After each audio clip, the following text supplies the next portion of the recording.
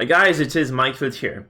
Today we'll talk about builds for your characters. So I'll try to explain to you how to initially build your 4 basic characters, which are MAA, which are Highwayman, which are the Grave Robber and the Plague Doctor.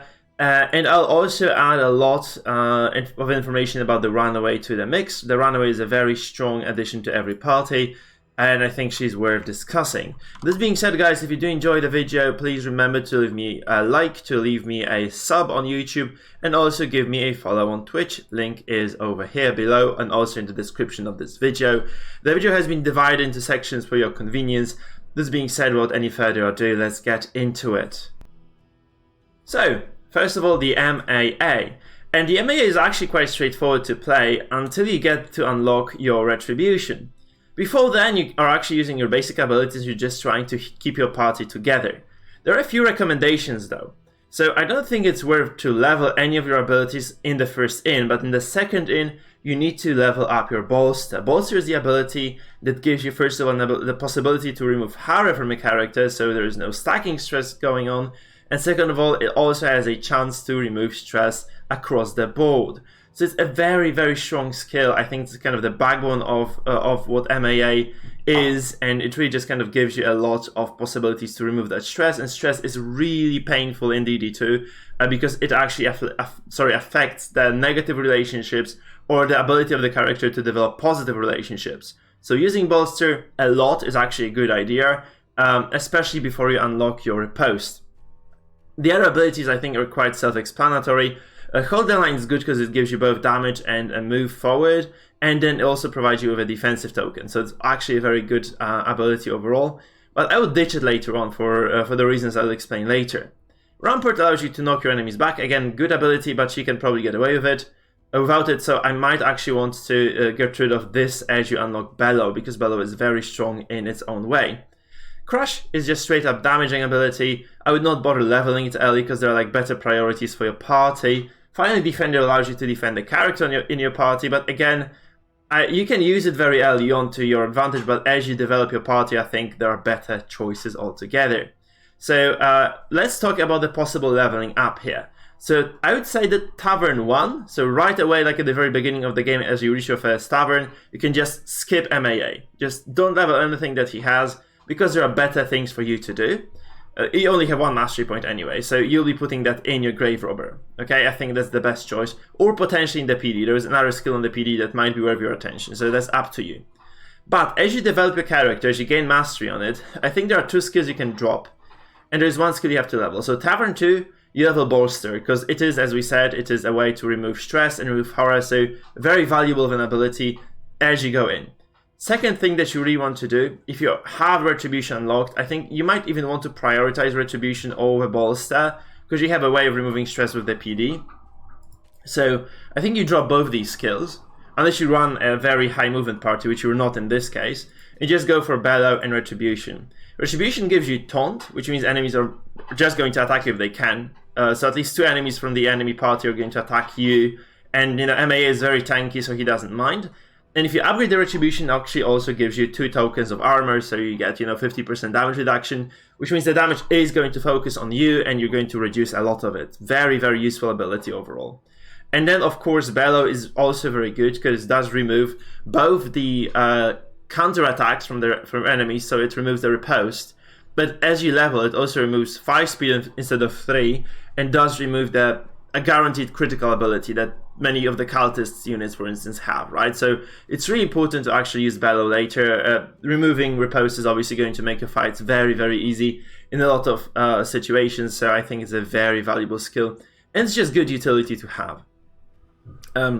Later on, I think a good idea might be to also level Strategic Withdrawal, which marks your target with a combo point.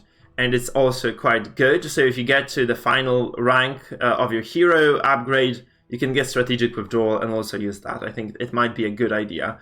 But before then, those basic abilities, I think, is what is going to be your bread and butter. And honestly, also say that you should prioritize getting those hero shrines for MAA until you reach Retribution. Because Retribution is just such a strong ability that not having it, I just can't imagine it, to be honest. It's really, really powerful. So I think that's it for the MA. I think I said all there. I think the second most important character in your party is going to be this Plague Doctor. And again, I'll talk you through the abilities and I'll tell you what is worth leveling, what is worth taking, what is worth changing as you go. So there are a few key abilities here. One of them, I think the most important one actually, is funnily enough, Ounce of Prevention. It is quite bad early on, let's face it, it's not great, because it just gives you a little bit of resistances, and that's kind of, playing with the RNG to a large extent. I'm not saying it's terrible, but just as it is, it's not worth taking. However, if you reach first in, you basically have two choices, I think, with this party. You can level Ounce of Prevention or your PD, or you can level your Poison Darts on the Grave Robber. This is a very good ability because it actually allows you to remove one stress across the party every 3 turns. In combat, of course. So using it first turn not only does provide you with the bonus to those resistances, but also gives you a very strong stress heal. Probably the most reliable stress heal until you get the Jester, right? So it goes across the board, it removes the stress from everybody, it's overall a very, very powerful skill. I would recommend that you take it, when you go into that first in maybe, or when you go into the second in, if you're feeling like you might need some damage, and I think you do need some damage early on. So that's a very good skill overall. Now, I think Noxious Blast also deserves kind of high priority with leveling it, because it has very high Blight bonus here. So Noxious Blast is going to be the skill that you use the most, I think. It gives you a lot of the OT, and the baseline damage is actually very high as well. So I think Noxious Blast is a very powerful skill altogether. I think leveling this one rather early on is also a good idea. Blinding Gas, it has 33% to place a mark, so place the counter of combo attacks on an enemy if you level it. So I would say maybe Tavern 3 is a good idea to pick up the Blinding Gas and just level it a little bit. It will become useful later on in the game. Now, then you have Incision. Incision is a very situational ability that you'll be using primarily when you're pulled outside of rank 3 and 4, because you have better skills to use otherwise. I think it's not great, honestly. I mean, it has like decent damage, decent bleed, but you really have better things to use than this, so I would probably skip it. You can run it until the second in, and then once you pick up Ounce of Prevention, level it. And once you pick up the Plague Grenade, which you get as your first unlock, that's the second unlock from the Hero Shrine, you might want to switch out of it, right? Because I think your final build should look something like this, okay? So you should have your Noxious Blast, you should have your Blinding Gas, which is upgraded, right? You should have your Battlefield Medicine, because that's, again, a very powerful heal. I would say leveling that is not necessary at all, because it allows you to heal yourself, remove conditions from yourself, and also heal your ally, remove conditions from that ally. So it's pretty good, but I don't think leveling that is going to be a priority of yours. Okay, so if you have lots of mastery points, you can do it, but generally speaking, I'd prioritize other stuff such as DOTs and stress removal, okay? So Ounce of Prevention should be your priority, so either first skill that you level in your second tavern, or the ability that you level in your third tavern, no matter what, okay? Because this is a very strong stress heal. I would say might be worth taking early on, just kind of applying it, because that allows you to develop very strong relationships within your team, because the lower stress your characters have, the more likely they are to develop those positive relationships, okay? So using Ounce of Prevention and allowing them to stay at low stress altogether is going to be a very, very good thing. The only problem is that if you do this, like, you lose a lot of damage on the Grave Robber, right? So it's kind of, either this or that. I'm kind of leaning towards the Poison Darts myself, because it just kind of makes a lot of fights easier. On the other hand, this is still a very, very strong option. So, right, Ounce of Prevention is going to be a very core ability to you. Then you have Plague Grenade. Plague Grenade is going to be very good later on, as you are able to first of all acquire it, which takes 2 Hero Shrines, so probably like this should be your second character developed through Hero Shrine. So once your MAA develops that repose, you should probably start focusing on the PD and unlocking Plague Grenade, because unupgraded it does 6 DOT total and does decent damage to the backline. So I think it's a very good ability, especially that PD lacks the skills to reach the backline otherwise. So this is a very good thing to pick up, I believe. And I would level it relatively soon, because it goes up to 4 Blight, so 8 Blight altogether is a very, very decent number. It can really burn your enemies in the backline quickly over time. So I would say very good ability. I would say you should probably take that.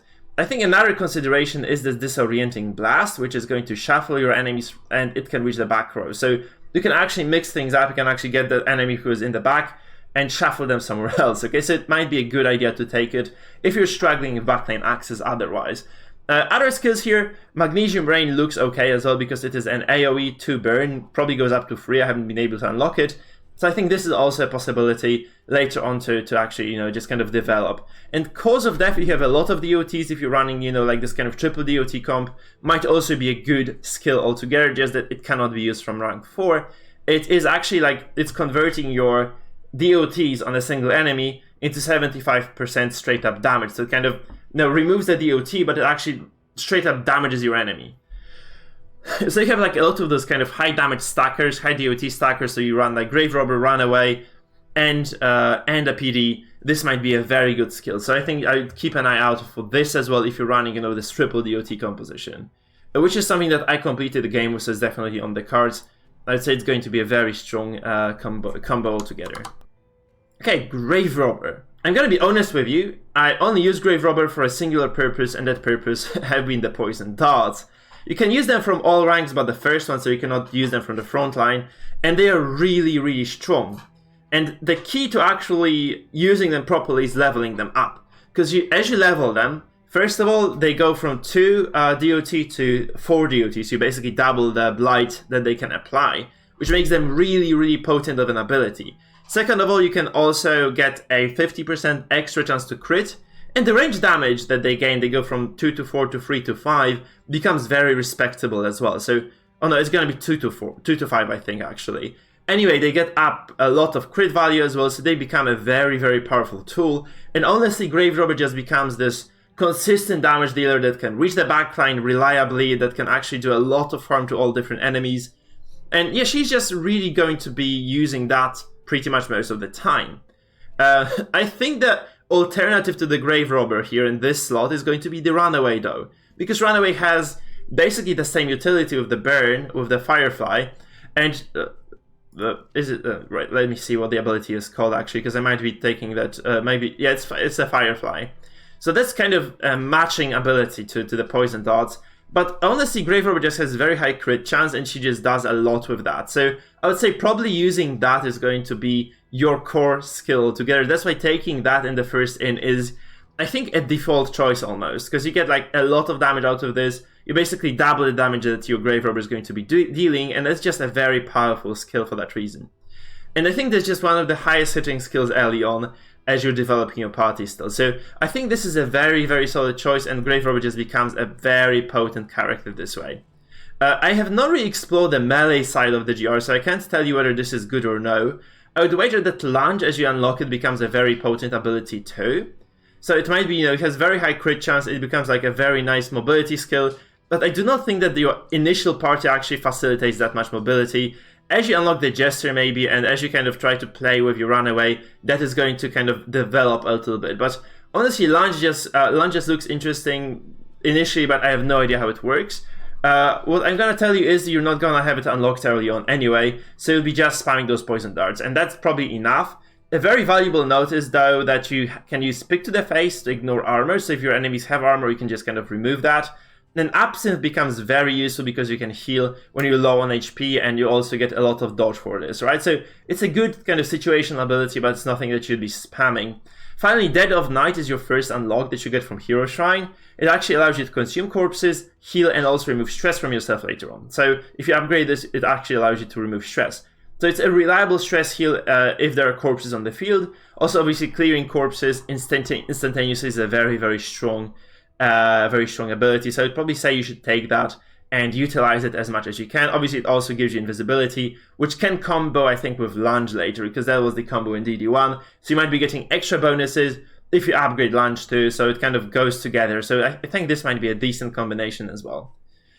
Thrown Dagger is okay, because it ignores the dodge, if your stealth, and you also ignore the taunt. It has very high crit chance too, so there is a trinket for the Grave Robber actually, that allows you to get an extra action if you crit. It has 25% chance to proc, but honestly in the last boss battle, in the final boss battle, it actually proc 3 times for me, so it was very strong and it gave me a lot of utility. So I think taking this might be a good idea as well if you have that trinket, and just kind of using that efficiently, if you level it of course, is going to be good. But as far as leveling the Grave Robber goes, I think just taking the poison dart, leveling that early, and just kind of ignoring her until you get other priority abilities up is the way to go. So you probably just do this, and maybe around like in number 3 you start developing other skills. Before then, I think you're good to go just with poison dart leveled up, but this is a must because this just gives you a lot of utility, a lot of damage, and it's just really huge because you can reach backline with this, with very limited backline access otherwise. This is a skill that you really should be using quite a lot because there's dangerous enemies who have a lot of spell casting, a lot of damage, who have lots of disruptions. They are usually sitting in the backline and chilling there, so it's a very nice skill. Just kind of a short note still, if you don't have anything else unlocked, taking Flashing Daggers is not a bad idea because you can hit 2 targets with it. You can actually remove a lot of those kind of tokens, positive tokens from enemies, such as for instance the defensive token or the dodge token, right? So they might miss, they might not do much damage, but still an efficient way to kind of access those 2 enemies in the middle and deal with their defenses so that, you set up for other characters, really. So I think that's basically it for the Grave Robber. I have nothing else to say here.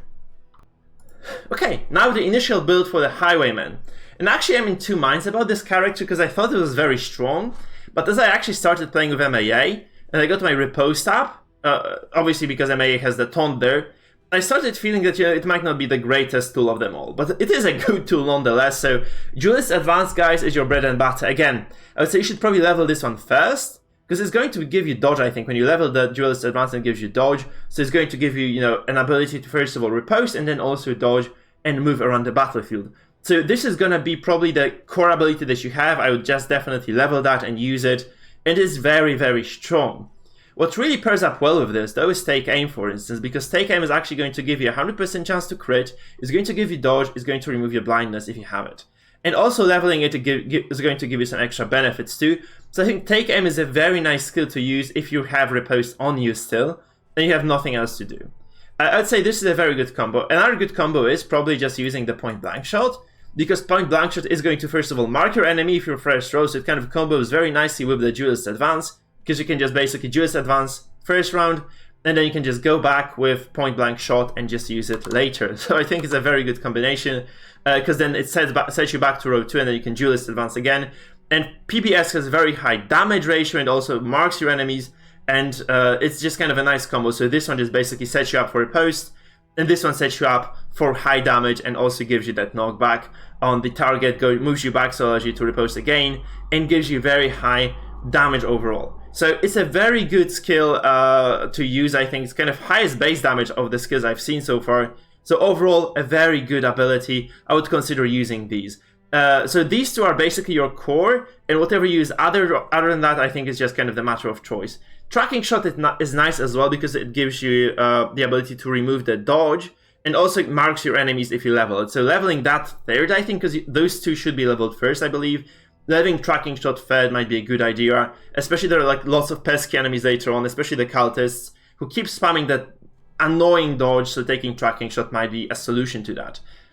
I'm not a big fan of Pistol Shot, to be honest, but I guess you can use it. However, I think just kind of taking another skill once you unlock those is going to be a better idea. So first of all, if you unlock PBS, because you need to get the Hero Shrine to get PBS, I think you're going to be set. Like, these 5 skills are your core abilities. Leveling these 2 is going to be your absolute necessity, and as you go forward, of course, you can unlock something else. What really strikes me as useful, I believe, is where is that skill? There's one that, okay, here. It removes positive tokens from enemies, right? So if they have like lots of positive abilities or lots of buffs, I think this is a good way of removing them. And yeah, I think it just is going to give you a decent advantage in a lot of fights. So it might be situational, but might be strong as well. Another thing, I guess, is where you get the Open Vein, because Open Vein is going to give you a bleed, and as you level it, I guess it goes up to 3 bleed and decent melee damage as well. So I think getting rid of Wicked Slice and just picking up Open Vein later as you unlock it is probably going to give you a lot of benefits. But generally speaking, to sum things up over here, take the Duelist Advance, take the PBS once you unlock it, level those 2 into if you can, and you're going to be gold. And like, those other abilities are basically just kind of there to support you. But these 2 are just going to give you a lot of nice bonuses, so I'd focus on these 2 for that reason. Okay, and finally the Runaway, guys. And the Runaway is a very nice character. I thought like she was underwhelming because her kit doesn't sound like it's strong, but believe me, she is really good, guys. She is really, really good. And I think there are a few key abilities for her actually that you should be leveling, okay? And they are going to be, I'm going to list them. I think actually, like, she really scales very well. So as you spend those mastery points on the Runaway, she becomes a very, very strong force. So I'm going to show you what my setup was when I was playing her and how potentially you should be using her skills. So I think these 5 abilities are going to be absolutely key for you. The problem with the Runaway is that she probably should be sitting in rank 2 though, and that basically creates some sort of a problem for you, because you have 2 very powerful abilities, both of them apply burn, and one of them does a lot of damage on top of that, and the other just kind of burns and does like decent baseline damage but nothing too huge. Now the nice thing about your Runaway is that she has actually the ability to combo. So first of all, Smokescreen I think is your really powerful ability, so let's talk about Smokescreen, okay? So it allows you to blind your enemy twice, but as you actually level it, I think you should level it first actually. First of all, it allows you to mark your enemies, and second of all, it also allows you to apply the damage taken debuff. It applies vulnerability, which means you can actually do a lot of extra damage on your enemies. It's actually like a very, very strong skill overall, very efficient as well. Blind is strong as hell, because you can mark your very, the priority enemy who does a lot of damage or who has like a lot of annoying abilities. You can just remove their chance to hit you almost, right? It's 50%, so 2 blinds means that you basically almost disarm them for 2 turns. Very good overall. And then you gain the ability to both like place the mark on the target, so the counter, right? And then you also get the ability, so the combo counter, and then you get also the ability to place that vulnerability token later on, making this a very, very strong choice. I would probably say level this one first. Another notable ability that combos down with those combos actually is both Searing Strike and Firefly, and also Ransack. So as you level those 3 abilities, they gain the potential to actually spread the burn onto an additional target.